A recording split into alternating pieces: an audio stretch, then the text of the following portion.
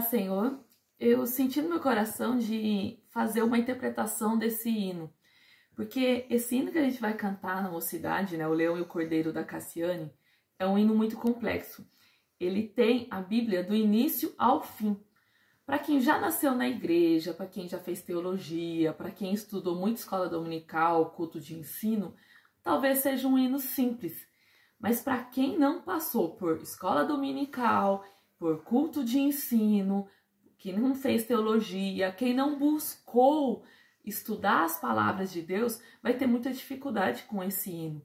Talvez por entender, né? Porque uma hora está falando do início dos tempos, outra hora está falando lá do final, em Apocalipse, outra hora está falando ali dos evangelhos. Então esse hino é bem complexo. Parece que não, mas ao mesmo tempo parece muito para quem não entende. Então eu senti de estar fazendo uma interpretação dele. Então eu vou soltar o hino e vou dando pausa e vou explicando.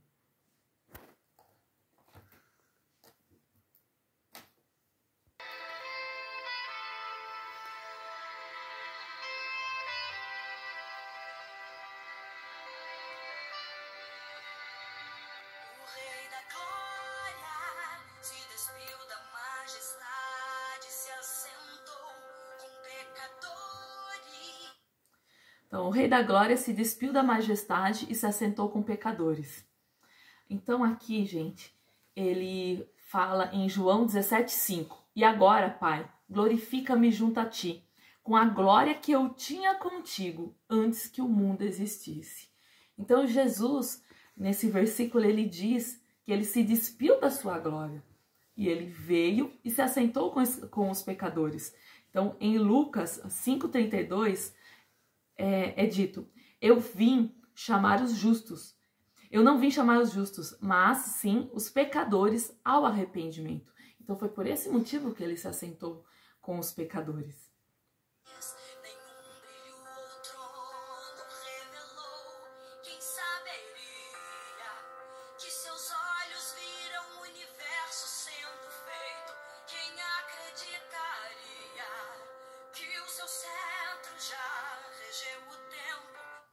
Então, Jesus, ele estava no início dos tempos. Então, quando Deus fez o mundo, quando Deus criou tudo, Jesus já estava lá, em glória. Então, é o que diz aqui, né, em João 17,5, como eu tinha dito, com a glória que eu tinha contigo antes que o mundo existisse. Então, antes que o mundo existisse, Jesus já existia. Em Hebreus 13,8 diz, Jesus é o mesmo ontem, hoje e eternamente. Então ele já existia. E em João, capítulo 1, versículo do 1 ao 5 diz, no princípio era o verbo, e o verbo estava com Deus. E o verbo era Deus. Ele estava no princípio com Deus. Todas as coisas foram feitas por ele, e sem ele, nada do que foi feito se faria. Então, isso, né, mostra que Jesus já estava lá.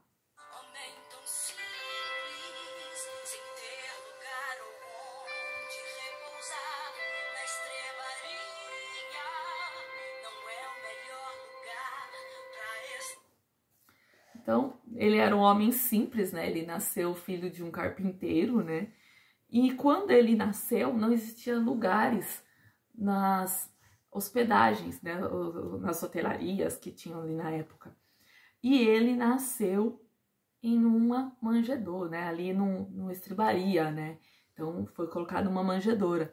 Então em Lucas 2, capítulo 2, versículo 7, e deu à luz a seu filho primogênito, e envolveu-se em panos, e deitou-se numa manjedoura, porque não havia lugar para eles na estalagem. Então, aqui diz nesse hino, né? Não é o melhor lugar para estrear. Ele é o rei dos reis, né? Ele é o filho de Deus. Mas ele, além de ter se feito homem, ele se fez um homem humilde. Um lugar que ninguém imaginaria.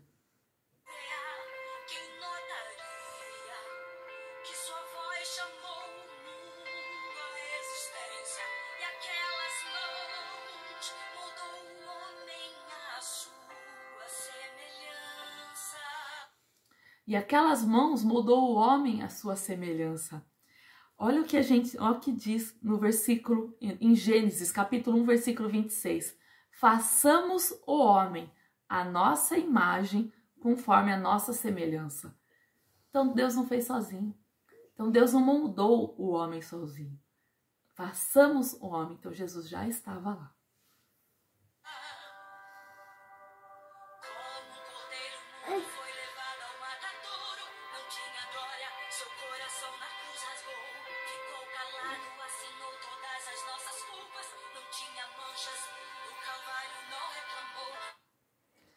Então, não tinha manchas, né? No Calvário não reclamou.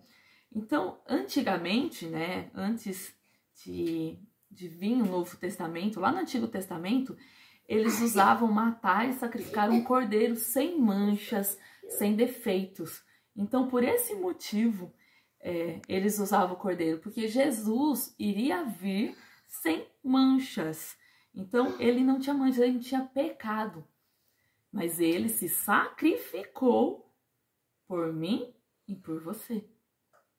Então, ele amou tanto a humanidade que ele se sacrificou pelo homem. E em Isaías 53, 7, ele foi oprimido e afligido, mas não abriu a sua boca.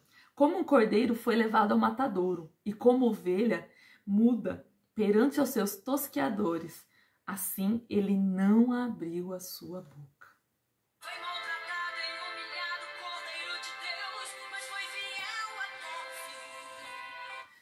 Ele foi maltratado e humilhado. Em Mateus 27, capítulo 27, versículo 27, diz: E logo os soldados do governador conduziu Jesus à audiência, reunindo junto dele toda a corte, e despiu e cobriram com uma capa de escarlate. E tecendo uma coroa de espinhos, puseram-lhe na cabeça, e em sua mão direita uma cana. Então, ajoelhando diante dele, o escarneciam, dizendo: Salve, rei dos judeus! E cuspindo nele, tiraram-lhe a cana e batiam-lhe com ela na cabeça. E depois de haverem escarnecido, tiraram-lhe a capa, vestiram-lhe as suas vestes e levaram para ser crucificado. E no capítulo 34 e 35 diz: Deram-lhe de beber vinagre misturado com fel, mas ele, provando, não quis beber. E, havendo crucificado, repartiram as suas vestes, lançando sortes, para que se cumprisse o que foi dito pelo profeta: Repartiram entre si as minhas vestes, e sobre minha túnica lançaram sortes.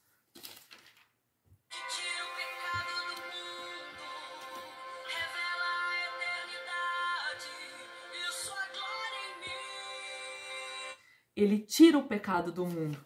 Em João 1, 29, no dia seguinte, João viu a Jesus que vinha para ele e disse: Eis o Cordeiro que tira o pecado do mundo. Em Colossenses, capítulo 3, versículo 4, quando Cristo, que é a vossa vida, for manifestado, também vos manifestarei com ele em glória. Então ele vai se revelar através da sua glória e através da nossa vida.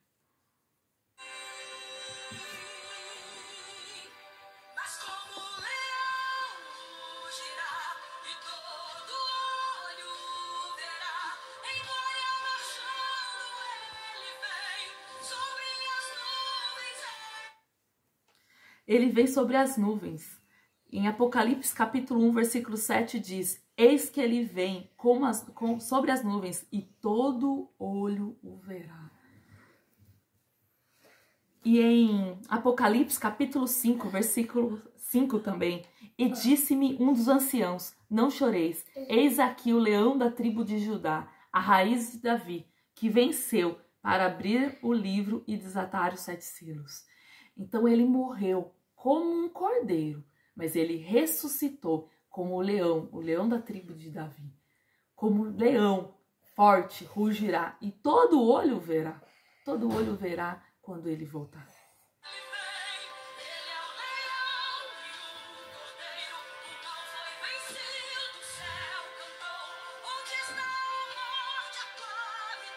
Onde está a morte, a tua vitória? Em 1 Coríntios 15, versículo 55, Onde está a morte, o teu aguilhão?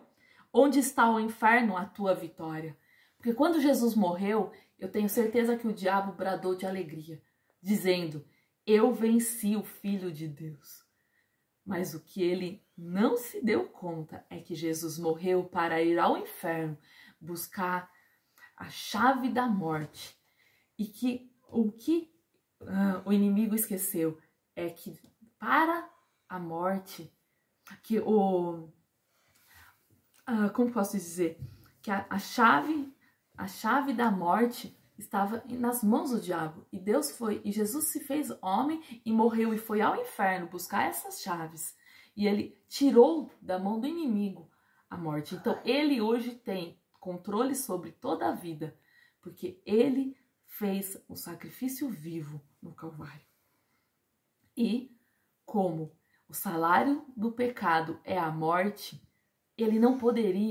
a morte não poderia ter vencido ele. Como que a morte venceria se ele não pecou? Se o salário do pecado é a morte e ele não pecou, ele não poderia ter morrido. Mas ele morreu porque ele entregou o teu espírito a Deus ali naquela cruz.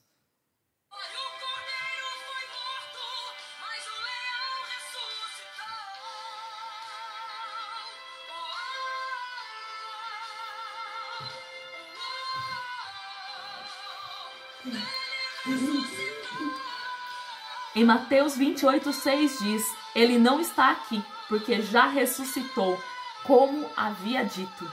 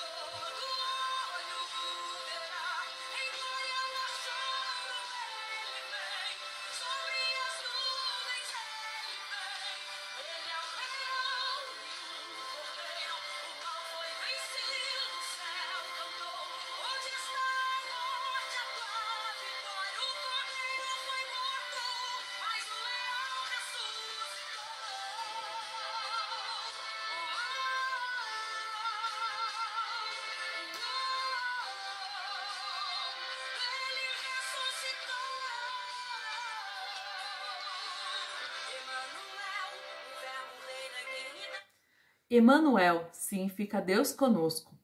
Em Mateus capítulo 1, versículo 23 diz: a virgem ficará grávida e dará à luz um filho e o chamarão Emanuel.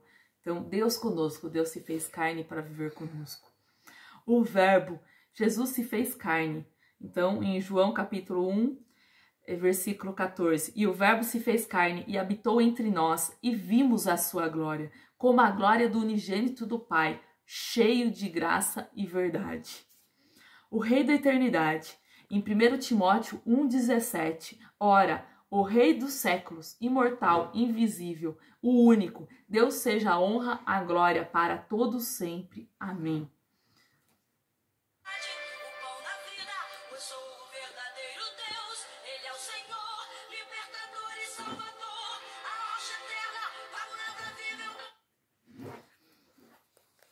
O Rei da Eternidade, o pão da vida. João capítulo 6, versículo 48. Eu sou o pão da vida. Eu sou o Deus verdadeiro. 1 João capítulo 5, versículo 20. Nós sabemos que veio o Filho de Deus e nos deu a inteligência para conhecermos o verdadeiro. E nós estamos no verdadeiro, no seu Filho Jesus Cristo. Esse é o Deus verdadeiro e a vida eterna.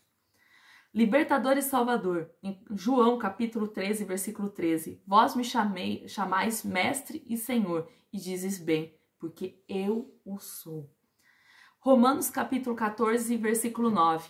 Foi para isto que morreu Cristo e tornou a viver, para ser Senhor, tanto dos mortos como dos vivos. Rocha eterna, palavra viva, bom pastor. Rocha eterna, em Isaías capítulo 26, versículo 4. Confiem para sempre no Senhor, pois o Senhor, somente o Senhor é a rocha eterna. Palavra viva, Jesus é o verbo encarnado. Em João capítulo 1, 14, diz, e o verbo se fez carne. O bom pastor, em João capítulo 10, versículo 11. Eu sou o bom pastor dá a vida pelas ovelhas.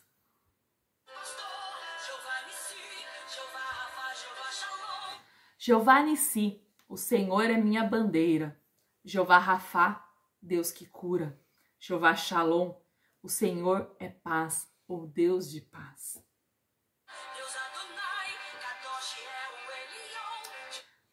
Deus Adonai, meu Senhor ou soberano. Kadosh significa santo. El Elyon significa altíssimo, maior de todos.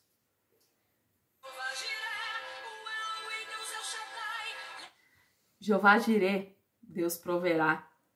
O Elohim, ser supremo do universo ou poderoso. Deus El Shaddai significa Deus Todo-Poderoso.